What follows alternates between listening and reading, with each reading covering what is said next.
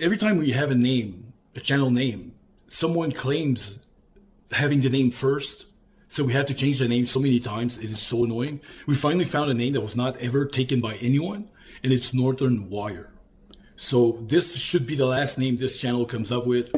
And I like it, to be honest. I like it a lot. Today's video, we're going to be taking a look at the voter ID dilemma, crisis, call it what you want.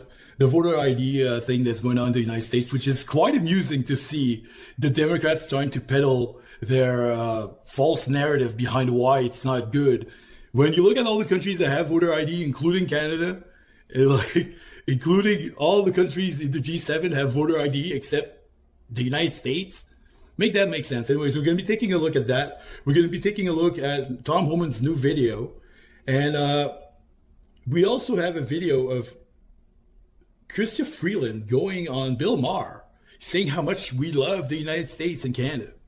And we have Pierre, who just released a new speech, who is offering again solutions to the problems caused by the Liberals, who are completely complicit in doing nothing to help Canadians. In the big game today, and we are truly Team Canada, as you can see, with the beautiful jersey right behind me. And Mr. Speaker, imagine if we could be Team Canada when it comes to automotive purchases and production. Imagine the satisfaction you'd have if you drove your new car off the lot knowing that not only did you get a great price for a great automobile so that you can do your full-time job as a chauffeur taking your kids to their hockey games, but that every penny from your purchase went to support Canadian workers, to put food on the tables of Canadian families, buying Canadian steel, Canadian aluminum, Canadian plastic, and Canadian assembled automobiles. That is the mission. That is how we make our country affordable, safe, and strong. We must reindustrialize our country. We must unleash the production of steel, aluminum, plastic, minerals, and other production for which we should have a massive natural advantage. That would then, and only then, Canadian paychecks would grow. Then, and only then, Canada would be affordable and autonomous. Then, and only then would we restore the industrial powerhouse that used to characterize the Canadian economy. We have a plan as Conservatives to bring about that industrial powerhouse and the affordable made-in-Canada vehicles that I just described. I just got to say something real quick. Did you notice that they're telling us to buy Canadian, and you look at the grocery store and every item made in the US that comes from the US is much cheaper than everything that's Canadian? It's the same for the automobile sector. Everything they buy from Canada right now is more expensive than buying it in the US. It's a plan for quick permits, low-cost energy, and low taxes to make this the biggest and most open economy anywhere in the world in which to produce, to make, to fix, to move, to dig, and to deliver for Canadian consumers.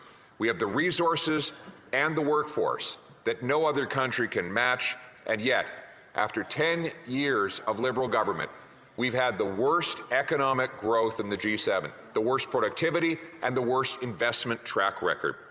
$500 billion of net investment has fled our country for the United States of America as Liberal taxes and anti-development policies drive investors stampeding out of our country. This is a fact. $500 billion left our economy since the Liberals have been in power. And Mark Carney has not changed any of these policies. He's increased the amount of policies and taxes. Like, why are Canadian companies not making their products here? Why are all the grocers importing their stuff instead of buying it here? Because it's more expensive. Automotive production under this Liberal government has fallen by half, from roughly 2.2 million cars a year to 1.2 million. And all of that happened while the present-day Liberal finance minister was actually the industry minister. The new government looks an awful lot like the old government. This Liberal prime minister promised that he would be different, But here we are a year later, and what do we have? There have been grand speeches, announcements, signing ceremonies of unenforceable declarations, but it's all an illusion.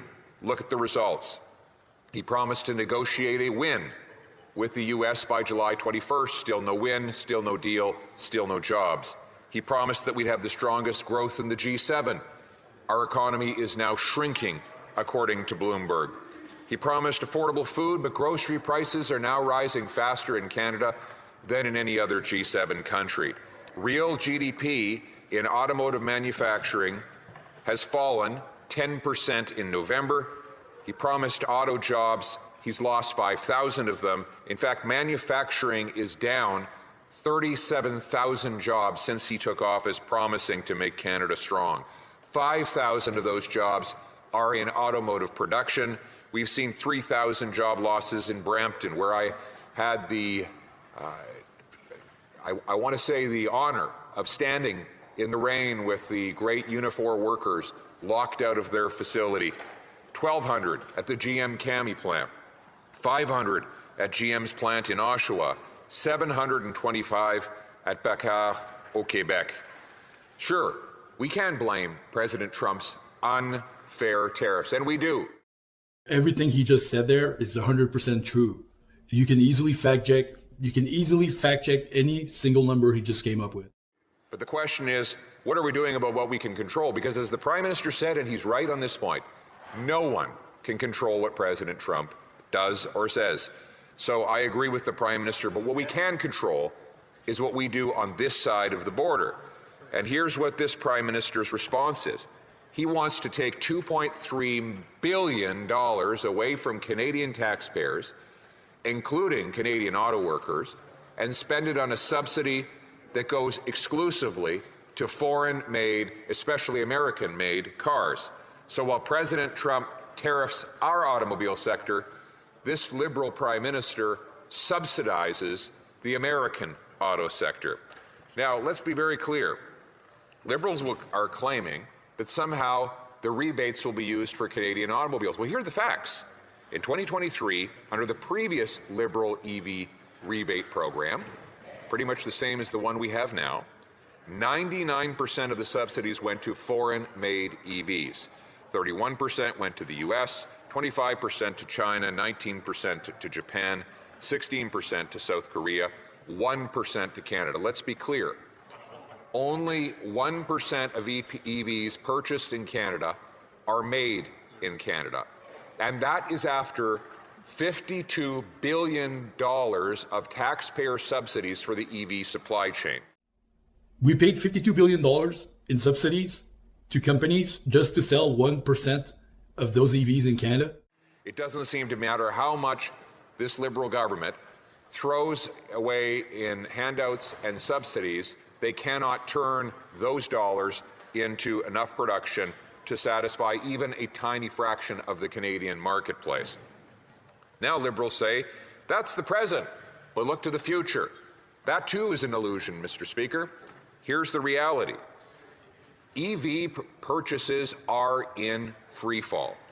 Between December of 2024 and November of 2025, the market share of EVs in Canada plummeted almost by half, from 18% to 11%. Canadians are buying vastly fewer electric vehicles. In dollar terms, the sales have decreased in that period of time by 37%. That is absolute free fall. In fact, the reality is that if you were trying to predict the future, and by the way, I don't believe that governments are able to do that, but if you were looking simply based on the trajectory, it is clear that electric vehicles are not on track at this time to overtake the market, not even close. It has a lot to do with the costs for the charging stations at home, that people change their minds on EVs because they see the cost of that charging station that we need to have installed at home, and they see the cost of the electricity, which is expensive probably in their city, which is more expensive anywhere else but Quebec. Electricity is expensive, And when it comes to the same price as buying fuel, for the future of the automobile industry, I think hybrid vehicles should be the future. Our conservative approach allows the free market to decide which vehicles get purchased. Let consumers choose what they want to buy. And we know that they will be biased in favor of the lowest price and the highest quality, and those vehicles happen to be, in many cases, Canadian-made internal combustion vehicles. That's the reality. And we have a plan to make sure that the maximum amount of content in those vehicles is made by our Canadian workers. We're going to re-industrialize Canada. We're going to make this into an industrial powerhouse, Mr. Speaker. And yes, we're going to make it possible for you to buy that car and know it goes to Canadians. Because, you know, it drives me crazy to think of the laid-off auto worker who's looking at his severance right now. 50% of it gone in tax. Withholding tax, knowing that his tax dollars will subsidize the very American-made vehicles that are made in a country that's tariffed him out of a job. He doesn't have to live like that. We have a plan. We will unleash Canadian production. We'll take the GST off Canadian-made automobiles, saving you $2,500 on a Canadian car. This would include, for example, the Chrysler Pacifica, the Chrysler Grand Caravan, the Dodge Charger, the Toyota RAV4, the Lexus NX, the Honda Civic, the CR-V, the numerous Ford products, the Chevy Silverado, and many more. We'll get rid of the industrial carbon tax on Canadian steel, aluminum, and plastic to make it with Canadian steel. We'll get rid of the capital gains tax on reinvestments in Canadian auto plants. We will end the new liberal fuel tax so that we can move our parts around more quickly and economically, because low-cost energy is the key to reindustrializing our country. These are solutions, positive ideas to make Canada an incredible industrial powerhouse where patriotic Canadians can save money and save jobs at the same time, and where Team Canada not only wins out on the ice, but wins at the auto dealership, that wins on our streets, that wins in our factories. Canada first, Canada always.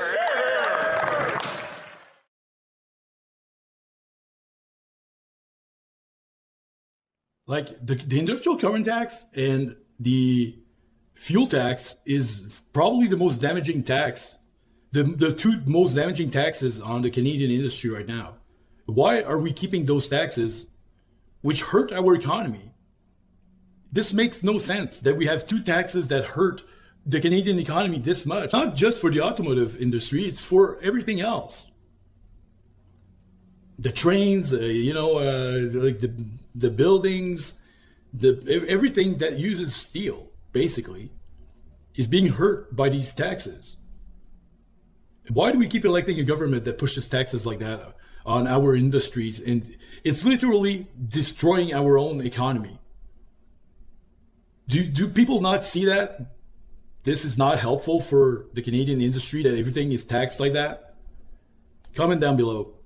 In addition to taking public safety threats off the street, ICE, here in this state, have located 3,364 missing unaccompanied alien children. Children that the last administration lost and weren't even looking for. That's because the leadership of President Trump, these children were located. Here in this video, Tom Omans, he says something that to me is good news, but at the same time, like, does not provide any more information, like where were these kids found, like when, where are they now? Like, not one news report actually indicated that they found any children in the last month, and then he comes up with this report saying that 3,300, like, he comes up with like a precise number, which is good news. But when were these kids found? Like, why do you only come up with this report just now? It's probably true, but how do we know it's really true if you don't provide us more information on how these kids were found and where are they now? So anyway, do you agree that he said, Prime Minister Mark Carney said that we're witnessing a rupture in the world order? He gave a very powerful speech at Davos a couple of weeks ago. I'm sure Trump didn't like that, but it seemed to be saying to a lot of the world, as you said before, we can't rely on the United States, and we seem to be driving China, into the other countries, rather, into Driving the us arms into of China. I mean, there was an old song, I want to be around to pick up the pieces when somebody breaks your heart.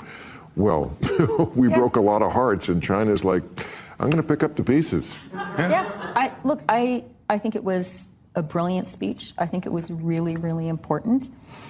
And I think it's really sad.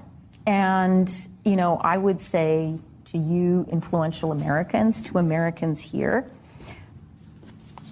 we really like you. Like, Canadians like America. Yeah. We do actually. Oh, I know. And we respect And why you. wouldn't you? Actually, you are awesome. Yeah. And you have done so much as a country. Yes. And the world, especially the world's democracies, will be really much poorer if you guys don't get your act together. Because a world in which we need to start relying on China, this is not a world where human rights matter. Mark Carney's speech in Davos was so powerful. He comes back home and does the exact opposite of everything he was preaching. First said that he should get a deal with China if he could get a deal with China. And then after his speech at Davos, he said, no, you're not making a deal with China. Because of the speech at Davos that he said, you're not getting a deal with China. Because what he said was, he's literally saying that they're pushing other countries towards China, which is not the intent of the United States tariffs. Leader Schumer, you recently called the SAVE Act Jim Crow. Can you explain how it's Jim Crow to require an ID to vote in elections, to drive a car, to purchase alcohol, go to the DMV? Any comment on that? Leader Schumer, you said you're on the same page as... What do you think? Should we restore normal order in the Senate and actually go back to the standing filibuster? Against voter ID in the U.S. Well, voter ID is available in all these countries right here. Look at all these countries where voter ID is required to vote, except in the United States. And a lot of these countries are black. The population is black. So there's nothing racist about requiring voter ID to vote. The former vice president of the United States said that it was not okay to ask for voter ID because a lot of people in the black community don't have a Xerox machine to copy, their driver's license and ask for voter ID. Really? You can go to so many places to copy your ID that's available anywhere. You need ID for so many things in the US that does not require you having a driver's license. Or your birth. You can use your birth certificate. You can use your driver's license. You can use the police station to identify you. You can actually use your criminal record to identify you to vote. So, how easy is that? And these people in the U.S., they keep saying it's racist. There's nothing racist about that. There's nothing racist about wanting people to have a voter ID, and even almost 80% of the black population agrees that you should have voter ID to be able to vote in the U.S. You need ID for marriage, you need ID for bank accounts, you need ID for credit cards, you need ID for adopting pets, or adopting kids, you need ID for visiting a school, picking up packages, you need ID for that too. Blood donations, food stamps, Social Security, Medicare, Medicaid, getting a job, buying a house, renting an apartment, buying a car, getting hotel rooms, cell phones, guns, hunting licenses, fishing licenses, medical visits, airports, alcohol and cigarettes, etc. You need ID for all these things except voting. Anyways, I'm going to leave you at that. Subscribe to the channel if you're new here. Thanks for watching.